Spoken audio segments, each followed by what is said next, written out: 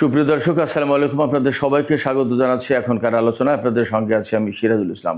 দর্শক, গত রাতে ইয়েমেনের হুতি সমর্থিত সেনাবাহিনী সৌদি আরবের দুটি জাহাজে হামলা চালিয়েছে। বাব আল মানদেব প্রণালী পার হতে দেয়নি। এই ঘটনায় সৌদি আরব কী করলো এবং পাকিস্তান কি বলেছে তা নিয়ে বিস্তারিত আলোচনা থাকবে আজকের এই ভিডিওতে। এর পাশাপাশি হরমুজ প্রণালীতেও দুটি জাহাজে হামলা হয়েছে, একটি জাহাজে আগুন ধরে গেছে। এই প্রেক্ষাপটে আন্তর্জাতিক বাজারে তেলের দাম মারাত্মকভাবে বেড়ে গেছে। এখন আন্তর্জাতিক বাজারে প্রতি ব্যারেল ব্রেন্ট ক্রুড অয়েলের দাম $96.27। গতকালকের চেয়েও সেটা বেড়ে গেছে। আর এক ব্যারেল ওয়েস্ট টেক্সাস ইন্টারমিডিয়েট যে তেল, তার দাম $94.07। পরিস্থিতি যেখানে যাচ্ছে তাতে মনে হচ্ছে আন্তর্জাতিক তেলের বাজার মারাত্মকভাবে অস্থিতিশীল হয়ে উঠবে। এদিকে জর্দানে নিহত মার্কিন সেনাদের লাশ আমেরিকায় পৌঁছানোর পর সেই সমস্ত লাশ গ্রহণ করার আগে সাংবাদিকদের কাছে মার্কিন প্রেসিডেন্ট ডোনাল্ড ট্রাম্প বলেছেন সেনা হত্যার জন্য ইরানকে চড়া মূল্য দিতে হবে, এবং তিনি বলেছেন ইরানের উপরে বোমা হামলা চালানোর জন্য বোমারু বিমানগুলো প্রস্তুত করা হচ্ছে। আমরা এর প্রস্তুতির কথা কিন্তু কম বেশি জানতেও পারছি। কিন্তু ইরান কি করবে? ইরান পরিষ্কার করে ঘোষণা দিয়েছে, দুই তিনটা ঘোষণা আছে। ইরানের পররাষ্ট্রমন্ত্রীর পক্ষ থেকে ঘোষণা আছে যে তারা চোখের বদলে চোখ এই নীতি অনুসরণ করবে সামরিক ক্ষেত্রে এখন থেকে। এপাশে ইরানের সামরিক বাহিনীর যিনি মুখপাত্র ব্রিগেডিয়ার জেনারেল আকরামিনিয়া, তিনি বলেছেন ইরানের সামরিক বাহিনী আগের চেয়ে বেশি প্রস্তুত, এবং আমেরিকা যদি স্থল অভিযান চালাতে যায় তাহলে তারা মারাত্মক রকমের বিপর্যয়ের মুখে পড়বে। এদিকে মার্কিন পররাষ্ট্রমন্ত্রী মার্কো রুবিও বলেছেন ইরান চুক্তির জন্য মরিয়া হয়ে উঠেছে। তবে একই জায়গায় তিনি বলেন যে পরিস্থিতি দেখে মনে হচ্ছে ইরান চুক্তি করতে চায় না, এই জন্য তাদেরকে মূল্য দিতে হবে। একবার বললেন ইরান চুক্তির জন্য মরিয়া হয়ে উঠেছে, আবার তিনি বলছেন যে চুক্তি চায় না, এর জন্য মূল্য দিতে হবে। আসলে বাস্তবতা কি? অন্যদিকে গতকাল জর্দানের প্রিন্স হাসান এবং প্রিন্স ফয়সাল বিমান ঘাঁটিতে ইরান হামলা চালিয়েছিল। এই হামলায় 8টি মার্কিন MQ-9 রিপার ড্রোন, একদম ব্র্যান্ড নিউ রিপার ড্রোন ধ্বংস হয়েছে এবং 2টি ক্ষতিগ্রস্ত হয়েছে। ওই হামলায় 2টি ভারী অর্থাৎ হেভি হেলিকপ্টার ধ্বংস হয়েছে এবং কয়েকজন সেনা হতাহত হয়েছে। এপাশে সামাজিক মাধ্যমে আরেকটি খবর ছড়িয়েছে গত রাতে দেখলাম, কাতারের আল উদেইদ বিমান ঘাঁটি থেকে আমেরিকা তাদের সমস্ত বিমান এবং সেনা সরিয়ে নিয়েছে, একদম খালি। এর কারণ কি? সুপ্রিয় দর্শক, এই সমস্ত বিষয় নিয়েই আমরা এখন বিস্তারিত আলোচনা করব। আশা করি ভিডিও ভালো লাগবে আর আপনারা শেষ পর্যন্ত সঙ্গেই থাকবেন। ভিডিও যদি ভালো লাগে লাইক কমেন্ট শেয়ার করবেন এবং চ্যানেলটি সাবস্ক্রাইব করে সাথেই থাকবেন। দর্শক, আমরা আলোচনা একেবারে শুরু করি। বাব আল মানদেব প্রণালীতে হুতি সমর্থিত সামরিক বাহিনী সৌদি আরবের দুটি জাহাজে হামলা চালিয়েছে গত রাতে। এখনও পর্যন্ত কেউ কেউ বলছে হামলার দাবি করেছে, বাট এ নিয়ে কিন্তু পাকিস্তান এবং সৌদি আরবের মধ্যে আলোচনা পর্যন্ত হয়ে গেছে। হামলায় একটি জাহাজে আগুন ধরে গেছে, সেই ভিডিও ছড়িয়ে পড়েছে, আর একটি জাহাজ ফিরে গেছে। তার মানে ইয়েমেন একদম কার্যকরভাবে তারা যে কথা বলেছিল ঠিক সেইভাবেই বাব আল মানদেব প্রণালীতে সৌদি আরবের বিরুদ্ধে অবরোধ বাস্তবায়ন করা শুরু করেছে। ইয়েমেনের পক্ষ থেকে বলা হচ্ছে যে সৌদি আরব গত 11-12 বছর ধরে যে অবরোধ দিয়ে রেখেছে ইয়েমেনের বিশেষ করে সানা ভিত্তিক যে সরকার, তাদের বিরুদ্ধে আকাশপথে, নৌপথে এবং স্থলপথে, তার জবাবে এই হুতি সমর্থিত সরকার সৌদি আরবের বিরুদ্ধে এই ব্যবস্থা নিল। সেক্ষেত্রে এখন হয় ইয়েমেনের সাথে হুতিদের সাথে যুদ্ধ করতে হবে সৌদি আরবকে, অথবা একটা মীমাংসায় আসতে হবে। এই প্রেক্ষাপটে অর্থাৎ এই যে সৌদি জাহাজের উপর হামলা চালালো, সেখানে পাকিস্তানের প্রধানমন্ত্রী শেহবাজ শরীফ সৌদি যুবরাজ মোহাম্মদ বিন সালমানের সাথে টেলিফোনে কথা বলেছেন। গতকাল পাকিস্তান যে বিবৃতি দিয়েছিল তাতে পাকিস্তানের এই যুদ্ধ সংঘাতে জড়িয়ে পড়ার একটা সমূহ আশঙ্কা তৈরি হয়েছিল। সেই জায়গা থেকে আশঙ্কা করছিলাম যে এই বাব আল মানদেব প্রণালীকে কেন্দ্র করে পাকিস্তানও কি যুদ্ধে জড়িয়ে যায় কিনা। কিন্তু এখন পাকিস্তান সরকারের পক্ষ থেকে বিশেষ করে প্রধানমন্ত্রী শেহবাজ শরীফ সৌদি আরবের সাথে টেলিফোনে কথা বলেছেন এবং সেই আলাপে মোটামুটি বোঝা যাচ্ছে যে এখনই পাকিস্তান জড়িয়ে যাচ্ছে না বা যায়নি। শেহবাজ শরীফ বলেছেন যে হুতিরা যে কাজ করেছে, অর্থাৎ ইয়েমেনের হুতি সমর্থিত সামরিক বাহিনী যেটা করেছে সেটা নিন্দারযোগ্য, গ্রহণযোগ্য না। এটা আন্তর্জাতিক আইনের লঙ্ঘন এবং পাকিস্তান সৌদি আরবের পাশে আছে। অনেকটা সান্ত্বনামূলক কথা। 2025 সালের সেপ্টেম্বর মাসে পাকিস্তান এবং সৌদি আরবের মধ্যে যে নিরাপত্তা বা প্রতিরক্ষা চুক্তি সই হয়েছিল, যে চুক্তির কারণে পাকিস্তান সৌদি আরবের পক্ষে যুদ্ধ করতে বাধ্য, সেই চুক্তির অনুসারে পাকিস্তান কিন্তু এখনই জড়িয়ে গেল না বা সেই রকম কোনো আলামত আপাতত দেখা যাচ্ছে না। দেখা যাক আসলে পরিস্থিতি কোথায় যায়। তবে পাকিস্তান যদি এই মুহূর্তে যুদ্ধে জড়িয়ে যায় তাহলে পরিস্থিতি অনেক বেশি ভয়ঙ্কর হয়ে উঠবে, মধ্যপ্রাচ্যের পরিস্থিতি অনেক বেশি নাজুক হবে এবং পাকিস্তানের নিজের অবস্থান মারাত্মকভাবে ক্ষুণ্ণ হবে। তার প্রতিদ্বন্দ্বী যে ভারত, ইসরায়েল, তারা কিন্তু সুযোগ নেবে। এই বিষয়গুলো পাকিস্তানকে নিশ্চয়ই মাথায় রাখতে হচ্ছে। দেখা যাক আসলে পরিস্থিতি কোন দিকে যায়।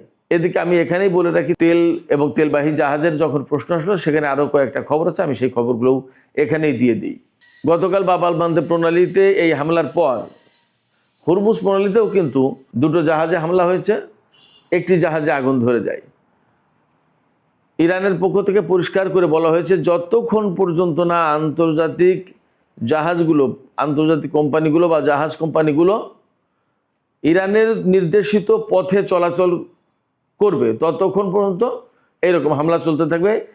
আমেরিকার নিরাপত্তায় যেন কোনো জাহাজ চলাচল না করে। ইরান বলছে নিরাপত্তা আমরাই দেব এবং আমাদের নির্দেশিত পথেই চলতে হবে, তাছাড়া কোনো জাহাজ নিরাপদ থাকবে না।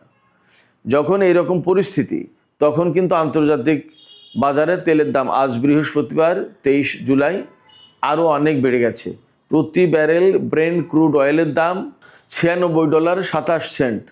আর আগেই বলেছি ওয়েস্ট টেক্সাস ইন্টারমিডিয়েট যেটা আমেরিকান অয়েল, তার দাম হচ্ছে $94.07। তারপরে এটাই হচ্ছে তেলের বাজারে সবচেয়ে বেশি দাম। তো হরমুজ প্রণালী এবং বাব আল মানদেব প্রণালীর যে পরিস্থিতি, তাতে আন্তর্জাতিক বাজারে তেলের দাম বেড়ে গেছে এবং আরও অনেক বেশি তেলের দাম বেড়ে যাওয়ার আশঙ্কা রয়েছে। গ্যাসের দামও তাই। এবং এর প্রেক্ষাপটে আন্তর্জাতিক অর্থনীতি মারাত্মকভাবে অস্থিতিশীল হয়ে উঠবে। এখনই যদি এই বিষয়ে আন্তর্জাতিক অঙ্গন থেকে কূটনৈতিক উদ্যোগ না নেওয়া হয়, তাহলে আমাদের বাংলাদেশের মতো ছোট ছোট যে সমস্ত দেশ বা ছোট অর্থনীতির দেশ যেগুলো আছে, তারা সবচেয়ে বেশি ক্ষতির মুখে পড়বে।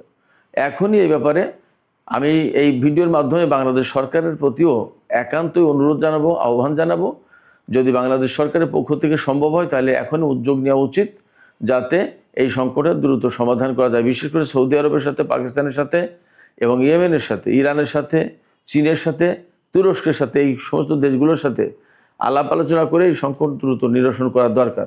এদিকে গত 11ই মার্চ হরমুজ প্রণালীতে ইরানের হামলার শিকার হয়েছিল থাইল্যান্ডের একটি জাহাজ মায়ুরি নারী। এই জাহাজে 3 জন নাবিক নিহত হয়েছিল এবং 3 জন নাবিক বেঁচে যায়। সেই নাবিকেরা আজকে ওই জাহাজ কোম্পানির মালিকের বিরুদ্ধে মামলা করেছে। তারা বলেছে যে ইরানের হুঁশিয়ারি অমান্য করে আমাদেরকে এই জাহাজ চালানোর নির্দেশ দিয়েছিল মালিক পক্ষ। মালিকের এই অমান্য করার কারণে 3 জন নাবিক নিহত হয়েছে এবং আমরা সেখান থেকে কোনো রকম বেঁচে ফিরেছি।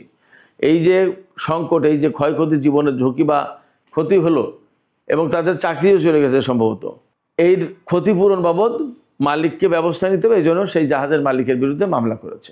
সুপ্রিয় দর্শক, এবার আমরা মধ্যপ্রাচ্যের, বিশেষ করে ইরান, সৌদি আরব, আমেরিকা, এখানকার কি পরিস্থিতি সেই বিষয়গুলো নিয়ে একে একে আলোচনা করি। আমেরিকান টাইম গতকাল বুধবার এবং বাংলাদেশ টাইম আজ বৃহস্পতিবার মার্কিন প্রতিনিধি পরিষদে সামরিক বাজেট পাশ হয়েছে $1.5 ট্রিলিয়ন। গত বছর এই সামরিক বাজেট ছিল $900 বিলিয়ন, আর সেখানে $1.5 ট্রিলিয়ন মানে $600 বিলিয়ন বাড়ানো হলো। তার মানে দাঁড়াচ্ছে আমেরিকা এই বছরে ব্যাপকভাবে যুদ্ধ বিগ্রহে জড়িত হবে এবং প্রচুর পরিমাণে অস্ত্র এবং সামরিক প্রতিরক্ষা সরঞ্জাম তৈরি করবে, মোটামুটি তাতে বোঝা যাচ্ছে। যার কারণে এত বিরাট ব্যাপক বাজেট, $1.5 ট্রিলিয়ন মানে কল্পনার বাইরে। বিশ্বের সামরিক ইতিহাসে এটিই প্রথম এত বড় বাজেট আমেরিকা দিল। এই বাজেট পাশের ব্যাপারে অবশ্যই ডেমোক্র্যাটরা চরমভাবে বিরোধিতা করেছে। এমনকি রিপাবলিকান দলের 7 জন, ডোনাল্ড ট্রাম্পের যে রিপাবলিকান দল, তার 7 জন সদস্য এই বিলের বিরোধিতা করেছে, এই বাজেটের। তো 216 ভোট পড়েছে বাজেটের পক্ষে, $1.5 ট্রিলিয়ন বাজেটের পক্ষে, আর 212 ভোট পড়েছে বিপক্ষে।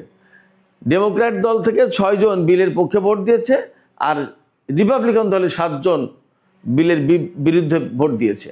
তার মানে খুব ন্যারো ভোটে, অর্থাৎ 16 আর 12, 216 212, 4 ভোটের ব্যবধানে এই বাজেট পাশ হয়েছে। কিন্তু অনেক প্রতিনিধি পরিষদের সদস্য তারা আশা করছেন যে এই বাজেট সিনেটে গিয়ে আটকে যাবে, এত বড় বিশাল বাজেট পাশ হবে না। আমরা বুঝতেই পারছি এত বড় বিশাল বাজেট করার মানেই হচ্ছে আমেরিকা আরও বেশি অ্যাগ্রেসিভ হবে, ইরান মধ্যপ্রাচ্যে মারাত্মক রকমের যুদ্ধ করবে এবং এর জন্য তাদের প্রয়োজনীয় সামরিক অস্ত্র, রসদ, সরঞ্জাম এগুলো তৈরি করবে। আমেরিকা এত বিরাট বাজেট করতে কেন বাধ্য হচ্ছে? বাধ্য হচ্ছে বলতে কেন করছে? সেটা এই কারণে যে ইরানের সাথে যুদ্ধ করতে এসে দেখে যে মহাবিপদে পড়ে গেছে। এবং ডোনাল্ড ট্রাম্প কিন্তু কয়েকদিন আগে বলেছেন যে আমরা বিশ্বের একটি অন্যতম শক্তিশালী দেশের বিরুদ্ধে যুদ্ধ করছি। তো এই যুদ্ধ করতে এসে প্রতিদিন লাশ যাচ্ছে, আহত হচ্ছে, মার্কিন সেনারা প্রচুর পরিমাণে বিমান, ড্রোন, রাডার এ সমস্ত ধ্বংস হচ্ছে, ঘাঁটি ধ্বংস হচ্ছে। এগুলো ঠিকঠাক করতে হবে। মধ্যপ্রাচ্যে যদি ধরে রাখতে হয় তাদের অবস্থান, তাহলে ইরানের বিরুদ্ধে যুদ্ধে তাদেরকে জিততে হবে। এবং সেই জন্য মার্কিন প্রেসিডেন্ট ডোনাল্ড ট্রাম্প গতকাল বুধবার হুঁশিয়ারি উচ্চারণ করেছেন যে এই যে সেনা নিহত হলো, এই সেনা হত্যার জন্য ইরানকে চরম মূল্য দিতে হবে এবং তিনি নতুন করে ইরানের বিরুদ্ধে হামলা চালাবেন। এই জন্য বোমারু বিমান প্রস্তুত হচ্ছে বলে ঘোষণা করেছেন। ইরানও এ ব্যাপারে প্রস্তুত এবং ইরানের পক্ষ থেকে পরিষ্কার করে বলা হয়েছে। ইরানের পররাষ্ট্রমন্ত্রী আব্বাস আরাকচি বলেছেন, আমরা এখন শুধুমাত্র প্রতিরোধমূলক হামলা চালাবো না, আমরা এখন এই নীতি অনুসরণ করব, চোখের বদলে চোখ। অর্থাৎ আমেরিকা যেভাবে হামলা চালাবে, যে রকমের হত্যাকাণ্ড চালাবে, হয়তো ইরানের সামরিক বাহিনীও মার্কিন বাহিনীর উপরে একই রকমের হামলা চালাবে। এপাশে ইরানের সামরিক বাহিনীর মুখপাত্র ব্রিগেডিয়ার জেনারেল আকরাম ইনিয়া তিনি বলেছেন, এখন ইরানের বাহিনী আগের চেয়ে অনেক বেশি প্রস্তুত এবং যুদ্ধবিরতির যে ঘটনাটা গেল, এই যুদ্ধবিরতির সময় ইরান কিন্তু নিজেদেরকে আরও বেশি প্রস্তুত করে তুলতে পেরেছে এবং আগের অভিজ্ঞতার আলোকে ইরান এখন নতুন করে স্ট্র্যাটেজি সাজিয়েছে। নতুন নতুন স্ট্র্যাটেজি, নতুন নতুন কৌশল তারা অবলম্বন করবে এবং আমেরিকা যদি ভুলক্রমে স্থল অভিযান চালানোর চেষ্টা করে তাহলে তারা ভয়াবহ বিপর্যয়ের মুখে পড়বে, তারা টিকতে পারবে না ইরানের সামরিক বাহিনীর মুখে এবং এই নতুন কৌশলের কাছে তারা বিপর্যস্ত হয়ে পড়বে। কি কৌশল তিনি তা বলেননি। এদিকে সৌদি আরবের সাথে আমেরিকা একটা চুক্তি করেছে, পরমাণু চুক্তি। এই পরমাণু চুক্তির অধীনে সৌদি আরব কিন্তু ইউরেনিয়াম এনরিচ করতে পারবে, সমৃদ্ধ করতে পারবে। এখানে দুটো প্রত্যাশা ছিল ইসরায়েলের, সে দুটোর একটাও এখানে হয়নি। একটা প্রত্যাশা ছিল যে সৌদি আরব যাতে সামরিক দিকে এই পরমাণু কর্মসূচি ডাইভার্ট করতে না পারে, তার একটা ক্লজ থাকবে, ব্যারিয়ার থাকবে, যাতে কোনো মতেই সামরিক দিকে এই পরমাণু কর্মসূচি পরিচালিত করতে না পারে। কিন্তু সেই ক্লজ নাকি নেই, এক। আর দুই হচ্ছে ইসরায়েলের প্রত্যাশা ছিল এই চুক্তির বিনিময়ে ডোনাল্ড ট্রাম্প সৌদি আরবকে চাপ দেবে যে ইসরায়েলের সাথে সম্পর্ক স্বাভাবিক করার চুক্তি করতে হবে। কিন্তু এই চুক্তিতে এইরকম কোনো শর্ত, এরকম কোনো ক্লজ নেই।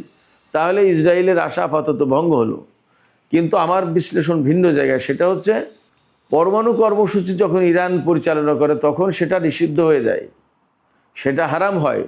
আর সৌদি আরবকে যখন পরমাণু কর্মসূচি পরিচালনা করার অধিকার দেওয়া হয় এবং ইউরেনিয়াম এনরিচ করা, সমৃদ্ধ করার সুযোগ দেওয়া হয় এবং সেখানে কোনো ক্লজ নেই, সেটা হালাল হয় কি করে? এই যে মার্কিন সরকারের দ্বৈত অবস্থান সব সময়, এই দ্বৈত অবস্থান আসলে কোথায় গিয়ে শেষ হবে? কেন এইরকম তারা করবে? এই মুহূর্তে সৌদি আরবের সাথে পরমাণু চুক্তি করার একটা কারণ, বড় কারণ থাকতে পারে। সৌদি আরব কিন্তু এই যুদ্ধে আমেরিকাকে এখন খুব বেশি একটা ফেভার করছে না। ফেভার যদি না করে তাহলে সৌদি আরব হচ্ছে মধ্যপ্রাচ্যে ইরানের বিপরীতে সবচেয়ে বড় শক্তি। সেই বড় শক্তি যদি আমেরিকার হাত থেকে সরে যায় তাহলে আমেরিকার এখানে থাকে কি?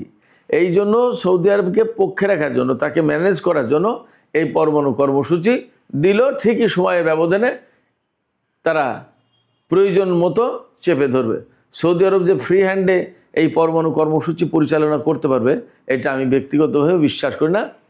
তারা ঠিকই একসময় চেপে ধরবে, এই কর্মসূচি পরিচালনা করতে গেলে তোমাকে ইসরায়েলকে স্বীকৃতি দিতে হবে, ইসরায়েলের সাথে সম্পর্ক করো। আবার আরও অনেক শর্ত দিতে পারে। এই মুহূর্তে হয়তো ফ্রি স্টাইলে সব কিছু দিয়ে দিল মনে হচ্ছে। এটা আমেরিকা বোঝা বেশ কঠিন। এদিকে মার্কিন পররাষ্ট্রমন্ত্রী মার্কো রুবিও বলেছেন যে ম্যানিলায় আসিয়ানের সম্মেলনে তিনি বলেছেন যে ইরান চুক্তির জন্য পাগল হয়ে গেছে, মরিয়া হয়ে উঠেছে। একই বক্তব্য তারপরেই বলছেন তিনি যে মনে হচ্ছে তারা চুক্তি চায় না। যদি তারা চুক্তি না চায় বা চুক্তি না করে তাহলে তাদেরকে চড়া মূল্য দিতে হবে। যিনি বলছেন চুক্তির জন্য মরিয়া হয়ে উঠেছে ইরান, তিনি আবার পরবর্তী বাক্যে বলছেন যে মনে হয় তারা চুক্তি চায় না। এ কেমন দ্বৈতরীতি, কেমন প্যারাডক্স, কি কথায় দ্বিচারিতা, অদ্ভুত কথা। তিনি কি সুস্থ মস্তিষ্কে বললেন নাকি অসুস্থ মস্তিষ্কে বললেন বোঝা মুশকিল। তবে ইরান পরিষ্কার করে বলছে যে আমেরিকার সাথে যুদ্ধ বাদ দিয়ে চুক্তির দিকে ইরান এই মুহূর্তে আর যাবে না। কারণ চুক্তি যখন করে সেই চুক্তি আমেরিকা রাখে না, তাহলে আমেরিকার সাথে চুক্তি করে লাভ কি? ইরানের এই অভিযোগ, ইরানের এই বক্তব্য খণ্ডন করার কোনো পথ আছে? সম্ভবত নেই। সুপ্রিয় দর্শক, এখনকার আলোচনা এখানে শেষ করতে চাই। আলোচনা শেষের আগে আপনাদের কাছে প্রশ্ন রাখতে চাই, আপনাদের মতামত জানতে চাই যে এই যে বাব-আল মানদেব কেন্দ্রিক যে সংকট তৈরি হলো এবং সৌদির সাথে ইয়েমেনের যখন এরকম একটা সংকট, তখন সৌদি আরবকে আমেরিকা এই পরমাণু কর্মসূচি পরিচালনার জন্য চুক্তি করে দিল, অনেকটা ফ্রি হ্যান্ডে পরিচালনার জন্য। আপনাদের কি মনে হয় যে সৌদি আরব আসলে ভবিষ্যতে এরকম ফ্রি স্টাইলে এই পরমাণু কর্মসূচি পরিচালনা করতে পারবে? আপনাদের মতামত জানিয়ে কমেন্টে লিখুন। সুপ্রিয় দর্শক, আজকের আলোচনা এখানে শেষ করতে চাই। যদি ভিডিও ভালো লাগে তাহলে লাইক, কমেন্ট, শেয়ার করবেন এবং চ্যানেলটি সাবস্ক্রাইব করে সাথেই থাকবেন। দর্শক, আপনাদের সবাইকে অনেক অনেক ধন্যবাদ। আল্লাহ হাফেজ।